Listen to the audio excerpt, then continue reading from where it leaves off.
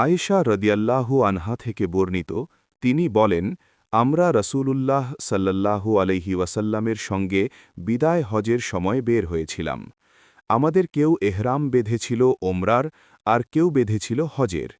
আমরা মক্কায় এসে পৌঁছলে রসূলুল্লাহ সাল্লাল্লাহু আলাইহি ওয়াসাল্লাম বললেন, যারা ওমরার এহরাম বেঁধেছে কিন্তু কুরবানির পশু সাথে আনেনি, তারা যেন এহরাম খুলে ফেলে, আর যারা ওমরার এহরাম বেঁধেছে ও কুরবানির পশু সাথে এনেছে, তারা যেন কুরবানি করা পর্যন্ত এহরাম না খোলে, আর যারা হজের এহরাম বেঁধেছে তারা যেন হজ পূর্ণ করে।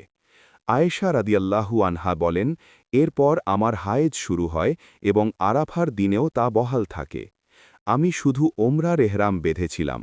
নবী সাল্লাল্লাহু আলাইহি ওয়াসাল্লাম আমাকে মাথার বেনি খোলার, চুল আঁচড়িয়ে নেওয়ার এবং ওমরার এহরাম ছেড়ে হজের এহরাম বাঁধার নির্দেশ দিলেন।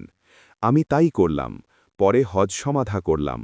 এরপর আব্দুর রহমান ইবনে আবু বকর রাদিয়াল্লাহু আনহুকে আমার সাথে পাঠালেন।